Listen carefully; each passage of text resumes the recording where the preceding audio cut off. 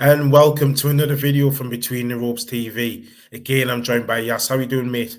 I'm good. How are you, Ray? Again, I'm spot on, pal. I'm spot on. Guys, we're going to go through and we're going to talk about the fight between Jaime Munguia and Gonzalo Coria from Argentina at middleweight. Yes, people can talk about Jaime Munguia and how he's on this, this 40 fight unbeaten streak. Again, we can talk about the opposition a little bit later on this video, but are we really ready to be seeing him against the likes of Coria? No disrespect to him, but surely we were expecting a better opponent than this. Well, yeah, of course, we'd be expecting a better opponent, and obviously we've seen over the weekend, for example, we saw a middleweight clash in Denzel Bentley and Janibek, which was quite a good fight, to be honest. And we expect to see Munguia stepping up, if not the world champions, at least the guys, ranked just around that level. But I feel like for the year that Munguia's had, where he's had 3 fights this year, he's had an active year. And no, this will be his 3rd fight. Sorry, he's had 2 fights this year, Yeah, and this will be his 3rd fight, and he's knocked both of his previous opponents out. So I feel like this is just one of them ones where it's just a show for him to kind of close off the year in a good way. 3 knockouts, it sets him in good stead. He's obviously very highly ranked with pretty much all the organizations in the WBO. So what it kind of makes me question at times, what are Goldenboy actually trying to do with him? Like for all the positions that he's holding, he's at least top 3, top 4 in most of them. He should have at least fought for. He should have at least got a shot by now. I know he's number 1 with the WBO, so there's that Janibek route, but we don't know how that would work out with Top Rank and whatnot. But I feel like it's just a way for him to close out his what's been a good year for him, and just try see if he can get another KO on his record. What problems can you foresee or potentially foresee Gonzalo Coria causing Jaime Munguia? Well, Coria, he's on a good run of forms as well. And this fight, he's obviously going to be up for it because he's fighting against a Goldenboy fighter.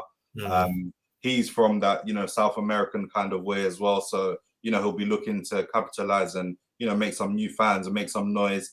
This obviously to date would be the biggest win of his career, I believe. So that is obviously what's going to edge him and push him to really come and try and cause an upset. So I feel like that underdog mentality, coming in as a heavy underdog, is what's really going to spur him on. He's not really known for being the biggest punchers, so who knows, he may switch things up a little bit and try and put him on his back foot. I mean, it's interesting, isn't it? Because we know Coria's been in with David Benitez, who was in with our very own Troy Williamson, was a friend of the show. Also, he's been in with Janibek.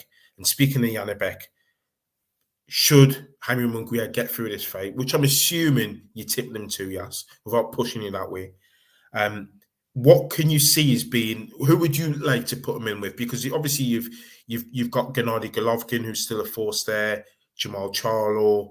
We're not too sure if Andre could come down and do the weight. You've got people like Janibek, Eubank, Esri Lara. You've even got Murata there, who's still kind of okay. Maybe I'm not saying he was a force, but he's still a strong name. Definitely stronger than Coria. Yes, if it was up to you and you were guiding his career, who would you have him in with? Which 2 fighters, appeal to you for Munguia to face after this? I think, me personally, I just feel like if he's gonna fight Golovkin now or probably next year is probably the time, because Golovkin, as we know, he's 40 years old. Old man time does catch up with you in boxing. So if there's going to be any time for him to fight him, it'll be next year, early, in the first quarter of next year. Either probably him. I'd probably go with that fight, or Janibek as well, because although Denzel Bentley put in a good performance, Janibek did not look as good as we all thought he would look in that fight, for me, to be honest. So either one of them fights, but I'd probably try and push for the Golovkin fight, because obviously he's a massive name. It's a massive payday. He's done a lot in the sport. boxing. He's achieved a lot. So beating him, whether he's in his prime or not, is always going to stand out. And very, very quickly, Yaz, what's your prediction for this fight? I predict Munguia to probably stop him late rounds, force a stoppage in the late rounds. It couldn't have been any different, could it? Let's be honest about it. All right, then, Yas. Well, you've nailed it. You've given your prediction, guys. Do you agree with Yas? Do you disagree with Yas? Let us know in the comment section below. Plenty more content still to come from the channel this week. See you guys in the next video. Take care.